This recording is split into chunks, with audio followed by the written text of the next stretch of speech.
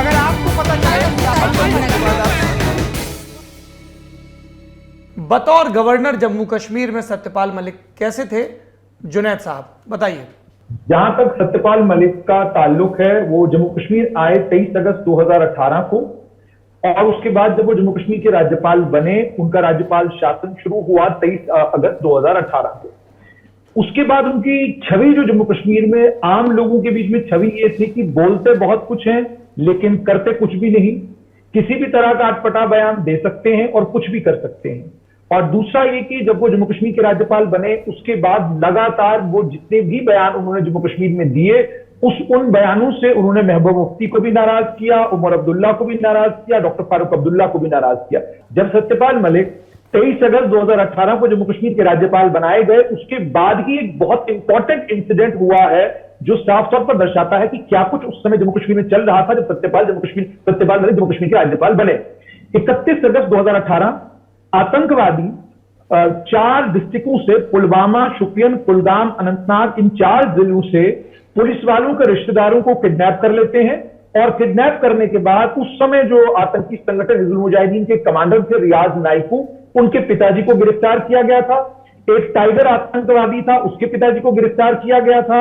और इन दोनों लोगों को सरकार छोड़ने का फैसला करती है, और सरकार ये कहती है कि जी ये रियाज नाइकू के पिताजी को भी छोड़ दीजिए और साथ में जो टाइगर हैं उनके पिताजी को भी छोड़िए। ये सत्यपाल मलिक के ठीक 7वें दिन के कार्यकाल की घटनाक्रम है 31 अगस्त 2018 का। और उसके बाद होता क्या है, उसके बाद जम्मू कश्मीर 7 सितंबर 2018 को डॉक्टर एसपी राज को डीजीपी के तौर पर हटाया जाता है और दिलबाग सिंह जम्मू कश्मीर के डीजीपी बनते हैं। और 5 सितंबर 2018 को एस.के. गीलानी जो उस समय जम्मू कश्मीर के सीआईडी के चीफ थे, उनको हटाया जाता है और डॉक्टर बी श्रीनिवास को 5 सितंबर 2018 को एडीजीपी सीआईडी बनाया जाता है। ये वो घटनाक्रम है जो बिल्कुल शुरुआत में हुआ। उसके बाद अगर मैं उस दिन की भी बात करूं कि उनका इमेज ऐसा क्यों, जम्मू कश्मीर बैंक को लेकर सत्यपाल मलिक ने बयान दिए, उन्होंने कहा कि बहुत बड़े पैमाने पर धांधलियां हुई हैं। बाद में उस बयान दे दिया लेकिन किया कुछ नहीं। उसके बाद सिर्फ इतना ही नहीं, सत्यपाल मलिक ने जो घाटी के कश्मीरी नेता हैं उनको कहा कि ये पहले इन्होंने आजादी बेची, बाद में इन लोगों ने ऑटोनॉमी बेची, और फिर कहा कि जम्मू कश्मीर में तो करप्शन बेइंतहा है, यहां जिस तरफ देखिए उस तरफ करप्शन ही करप्शन है। और उसके बाद एक बयान उन्होंने ये भी दिया कि ये लोग दिल्ली से वापस आते हैं और यहां पर सब्ज रुमाल दिखाकर जो है लंबे लंबे भाषण करते हैं। और सब्ज रुमाल दिखाने का मतलब यह है कि ये पाकिस्तान के समर्थन की बात करते हैं। और उसके बाद उमर अब्दुल्ला को लेकर कहा कि कुछ लोग हैं जो सुल्तान की तरह जम्मू कश्मीर में बिहेव करते हैं, आप मेरी रेपुटेशन देखिए, अपनी रेपुटेशन देखिए। और वो बयान मेरे पास है, उसमें उन्होंने कहा न मेरे पास दादा बाप का नाम है, न रुपया है तुम्हारी तरह, 1.5 कमरे के मकान से यहां आया हूं, मैं आपको गारंटी करता हूं कि इनका जो भ्रष्टाचार है उसको सब दिखाकर जाऊंगा, ये कहा उन्होंने। उसके बाद उन्होंने ये भी कहा, यहां देखो मेरी रेपुटेशन, पब्लिक से पूछो, मेरा भी पूछो और इनकी भी पूछो, मैं दिल्ली में अपनी रेपुटेशन की वजह से यहां हूं और आप अपनी रेपुटेशन की वजह से वहां हो, ये बयान भी उन्होंने दिया।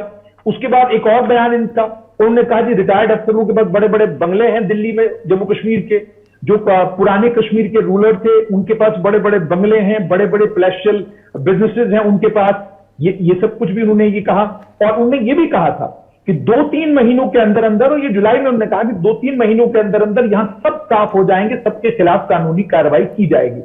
इसके चलते जो छवि राज्यपाल के तौर पर सत्यपाल मलिक की रही है वो यही रही है कि बयानबाजी बड़ी करते हैं, लेकिन बयानबाजी तथ्यों के आधार पर करते हो ऐसा नहीं। यानी आप यूं कहें कि किसी जम्मू कश्मीर के आदमी को आप कहेंगे कि इनका रेपुटेशन बड़ा इंपैक्टेबल है, अब बयानबाजी के चलते तो वो नहीं मानेंगे। दूसरा एक और इंपॉर्टेंट पॉइंट मैं चाहता हूं, क्योंकि राजीव जी कुछ कह रहे थे, तो 2 इंपॉर्टेंट पॉइंट्स मैं आपको बताना चाहता हूं। 15 फरवरी 2019, 14 फरवरी को पुलवामा होता है। पुलवामा के फौरन बाद सत्यपाल मलिक एक बयान देते हैं, जिस बयान में वो ये कहते हैं कि ये इंटेलिजेंस फेलियर नहीं है, और महबूबा मुफ्ती का नाम लिए बगैर उन पर ये आरोप लगाते हैं कि पिछले कुछ दिनों से कुछ लोग हैं जो इस तरह की बयानबाजी कर रहे हैं, जो बयानबाजी आतंकवाद को समर्थन देने के बराबर है, और जिससे सिक्योरिटी फोर्सेस का मोरल जो है वो डाउन होता है।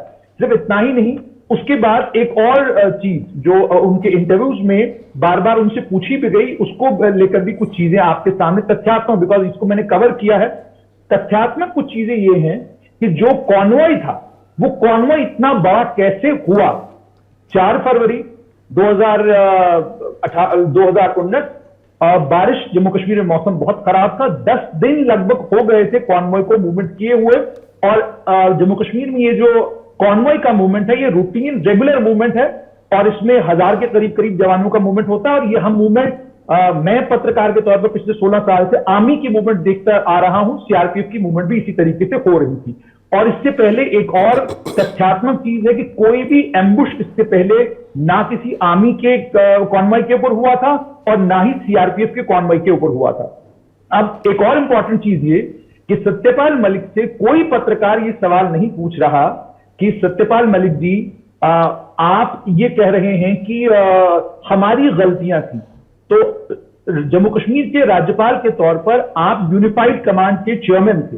यूनिफाइड कमांड के चेयरमैन के तौर पर तमाम जितनी भी इंटेलिजेंस एजेंसीज हैं, और मैं इसमें यह भी आपको बताऊं केंद्र की इंटेलिजेंस एजेंसीज भी, जम्मू कश्मीर की इंटेलिजेंस एजेंसीज भी, आर्मी की एमआई भी, पुलिस भी, सीआरपीएफ भी, सभी जो हैं उस मीटिंग में मौजूद होते हैं जिस मीटिंग को जम्मू कश्मीर में यूनिफाइड कमांड का चेयरमैन चेयर करता है। तो वो यूनिफाइड कमांड के चेयरमैन सत्यपाल मलिक थे।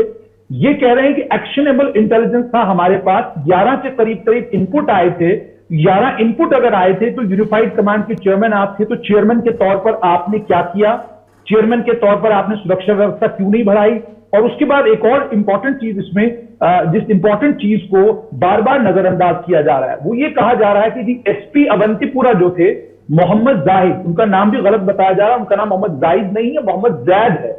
13 फरवरी 2019 एक बड़ा तबादला होता है, 44 पुलिस ऑफिसरों को ट्रांसफर किया जाता है और इन्हीं 44 पुलिस ऑफिसरों में मोहम्मद जैद भी 13 फरवरी 2019 को ट्रांसफर होते हैं। तो ये जो कहा जा रहा है कि अगर जैद को वहां कंटिन्यू किया होता शायद वो कुछ कर देते, तो जैद 13 फरवरी 2019 तक क्या कर रहे थे? वो तो एसपी अवंतीपुरा थे। और अगर 13 को उनका ट्रांसफर हुआ है तो 14 को जाहिर सी बात है नया पुलिस ऑफिसर आएगा, चार्ज लेगा, चार्ज देगा, इस तरह का सिलसिला होना है। उसके बाद ताहिर सलीम खान को वहां का एसपी लगाया गया। और एक और इंपॉर्टेंट जो तथ्यात्मक एक और चीज इसमें मैं आपके साथ शेयर करना चाहूंगा वो ये है कि जहां तक उस गाड़ी को लेकर उन्होंने कहा कि 10 दिन तक वो गाड़ी उस एरिया में घूम रही थी, सत्यपाल मलिक ने अपने बयान में कहा है। जबकि फैक्चुअली जो कुछ अभी तक जानकारी जुटी और जो सूत्रों से हमने भी जानकारी जुटाई, तो उसमें हमें यह पता चला कि उमर सज्जाद भट्ट जो बाद में आतंकवादी भी बना, उस उमर सज्जाद भट्ट ने इस कार को 10 दिन पहले खरीदा था। यानी 4 फरवरी 2019 को यह कार खरीदी गई थी, जिस कार में बाद में विस्फोटक था, और 14 फरवरी को जिस कार से यह हादसा हुआ। उसके बाद मुदस्सिर बीच में सीन में आते हैं और बाकी तमाम चीजें जैसे आपने कहा, राहुल ने कहा। अब इसमें एक और इंपॉर्टेंट चीज मैं बताऊं कि सिर्फ इतना ही नहीं हुआ। सत्यपाल मलिक से किसी ने यह भी नहीं पूछा कि 30 मार्च 2019 एक और कार आती है और बानिहाल के पास एक कॉन्वॉय के साथ साथ आती है और कॉन्वॉय से टकराती है। उसके अंदर भी विस्फोटक था, उसके अंदर भी एक गैस का सिलेंडर था और अन्य कुछ और चीजें भी थी। वो कार जो है डेटोनेट नहीं कर पाती। ये भी उस समय हो रहा था जिस समय सत्यपाल मलिक जम्मू कश्मीर के राज्यपाल थे। तो यूनिफाइड और उसके बाद एक और इसके साथ जुड़ी हुई कुछ और इंपॉर्टेंट चीजें हैं। वो इंपॉर्टेंट चीजें ये हैं कि उस समय आखिरकार जम्मू कश्मीर में चल क्या रहा था, सिक्योरिटी सिनारियो क्या था, उसको लेकर भी सत्यपाल मलिक खामोश हैं। अब आप देखिए जम्मू कश्मीर में उस समय कौन कौन लोग थे। जम्मू कश्मीर में उस समय कृष्णन सिकंदन थे, वो एडवाइजर थे जम्मू कश्मीर के राज्यपाल के। कृष्णन सिकंदन गृह मंत्रालय में जम्मू कश्मीर देखते थे। और उस समय सिक्योरिटी का जो होम विभाग का जो एडवाइजर थे, होम विभाग के एडवाइजर थे कृष्णन विजय कुमार। कृष्णन विजय कुमार होम विभाग के एडवाइजर थे। उसके अलावा खुर्शीद गनाई थे, उसके अलावा केवल कृष्ण शर्मा थे। ये एडवाइजरी काउंसिल थी सत्यपाल मलिक की, जो एडवाइजरी काउंसिल उस समय काम कर रही थी। अब साफ तौर पर यहां पर 2-3 जो बड़े सवाल, पहला तो ये कि जिस समय कॉन्वॉय का मूवमेंट होना था वो जम्मू से होना था। कॉन्वॉय का मूवमेंट श्रीनगर के लिए, कॉन्वॉय का मूवमेंट जब जम्मू से श्रीनगर के लिए होना है तो उसको सिक्योरिटी प्रदान करने का काम जो है वो जम्मू कश्मीर पुलिस ने करना है। वो जिम्मेदारी जम्मू कश्मीर पुलिस की थी। इसका मतलब वो जिम्मेदारी डायरेक्टली या इनडायरेक्टली सत्यपाल मलिक की अपनी जिम्मेदारी थी। और उसके बाद अगर आप स्कैन भी करेंगे तो आप साफ तौर पर यह पता चलेगा कि सत्यपाल मलिक का कार्यकाल जो जम्मू कश्मीर में रहा वो बहुत छोटा कार्यकाल रहा। 23 अगस्त 2018 से लेकर 30 अक्टूबर 2019 तक इस पूरे कार्यकाल में सत्यपाल मलिक ने बयान बहुत सारे जम्मू कश्मीर में दिए, लेकिन जब वो जम्मू कश्मीर से गए, यहां के आम नागरिक ने, यहां के नेताओं ने, जैसे मैंने आपको कहा कि जिस तरीके से इस पर नेशनल लेवल पर डिबेट है, आप जम्मू कश्मीर में इस तरह का डिबेट क्यों नहीं देख रहे हैं? उमर अब्दुल्ला इसको गंभीरता के साथ क्यों नहीं ले रहे हैं? केवल एक महबूबा मुफ्ती है जिन्होंने हल्का सा एक बयान दिया कि अतीक और अशरफ का जो हुआ है ये सिर्फ और सिर्फ ध्यान भटकाने के लिए किया जा रहा है। तो जो मैंने कुछ आपको तथ्यात्मक चीजें कही, इन सभी तथ्यात्मक चीजों के ऊपर अगर थोड़ा सा गंभीरता के साथ सोचा गया होता तो ये सारे सवाल सत्यपाल मलिक से भी पूछने बनते हैं कि आप राज्यपाल थे, यूनिफाइड कमांड थे, आप चेयरमैन थे, आपका काम था सुरक्षा प्रदान करना उस कॉन्वॉय को। और जैसे मैंने आपको कहा, कॉन्वॉय मूवमेंट जम्मू कश्मीर में कोई नई चीज नहीं है, रूटीन कॉन्वॉय मूवमेंट होती है। और इसे कॉन्वॉय को लेकर जो कहा जा रहा है कि ये बहुत बड़ा कॉन्वॉय मूवमेंट था और इस कॉन्वॉय मूवमेंट के लिए एयरक्राफ्ट, अच्छा एयरक्राफ्ट को लेकर भी उन्होंने कहा कि अगर मुझे कहा होता तो मैं क्या कहते हैं बंदोबस्त कर देता।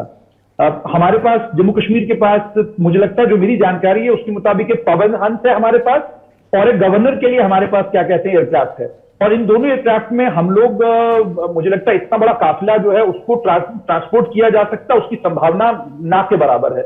और एक और इंपॉर्टेंट चीज इसमें यह है कि जब भी जम्मू कश्मीर की सरकार को बड़ा आर्मी का या मिलिट्री का मूवमेंट करना होता है तो उसके लिए डकोटा एयरक्राफ्ट यूज किए जाते हैं, या आर्मी से एयरक्राफ्ट लिए जाते हैं, या बीएसएफ से रिक्विजिशन किए जाते हैं। आपको याद होगा 2014 में जब फ्लड्स आए जम्मू कश्मीर में, तो हमें इंडियन एयरफोर्स से जहाज जो है रिक्विजिशन करने पड़े ताकि जम्मू कश्मीर में फ्लड की सिचुएशन से हम लोग लड़ सकें। बाद में उसका जो बिल रेज हुआ उसके ऊपर बड़ा हंगामा हुआ था।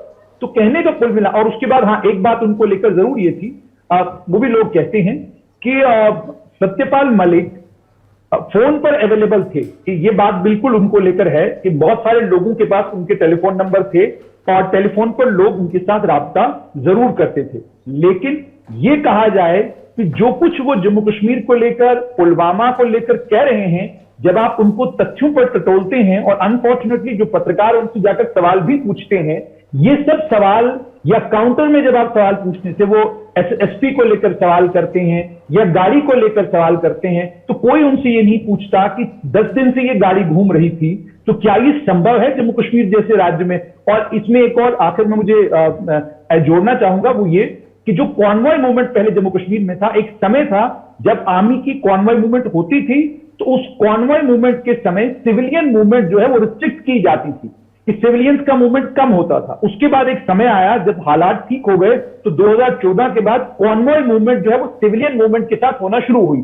और अगर आप घाटी जाएंगे, कश्मीर में जब आप जाते हैं, आप जूं ही बानिहाल टनल क्रॉस करके काजीगुंड पहुंचते हैं तो इसमें कोई शक नहीं कि हर नेशनल हाईवे पर आपको 4-5 जगह से रास्ते मिलेंगे जो आकर नेशनल हाईवे के साथ जुड़ते हैं, और आपको ट्रैफिक के नॉर्म्स को फॉलो करते हो या ट्रैफिक को फॉलो करते हुए बहुत कम लोग मिलेंगे। उल्टी गाड़ियां आ रही हैं या गलत साइड से गाड़ी आ रही है, इट्स अ रूटीन अफेयर इन कश्मीर। कोई भी पत्रकार जो घाटी का होगा वो आपको बताएगा कि ट्रैफिक के नॉर्म्स का उल्लंघन करना, या गाड़ी उल्टी साइड से आ रही है, गाड़ी सही साइड से नहीं आ रही है, ये सब चीजें आमतौर पर अनंतनाग, पुलवामा और इस एरिया में 2014 का उस कालखंड में देखने को जरूर मिलती थी ये सारी की सारी चीजें। तो ये कुछ तथ्यात्मक चीजें थी जो मुझे लगता है कि मैंने थैंक यू सैयद जुनैद हाशमी को आप सुन रहे थे, जिन्होंने कई इंपॉर्टेंट तथ्य बताए। इसीलिए मैं अपने दर्शकों से कहता हूं, आप किसी भी राजनीतिक पार्टी का समर्थन करें, किसी भी राजनीतिक पार्टी का विरोध करें, आप अपने पत्रकारों से ये उम्मीद ना करें कि वो आपकी थ्योरी पर हूबहू ठप्पा लगा दें या यूं का त्यों विरोध कर दें। सत्य के साथ कई पेचीदगियां होती हैं। तो एक सत्य का सिरा ये है कि अगर पूर्व गवर्नर सरकार पर, प्रधानमंत्री पर इतने गंभीर इल्ज़ाम लगा रहे हैं तो उसका रिस्पॉन्स आए, पर दूसरा ये भी है कि वो जो कुछ बोल रहे हैं उसको भी तथ्यों के आलोक में उसका परीक्षण किया जाए, उस पर बात की जाए।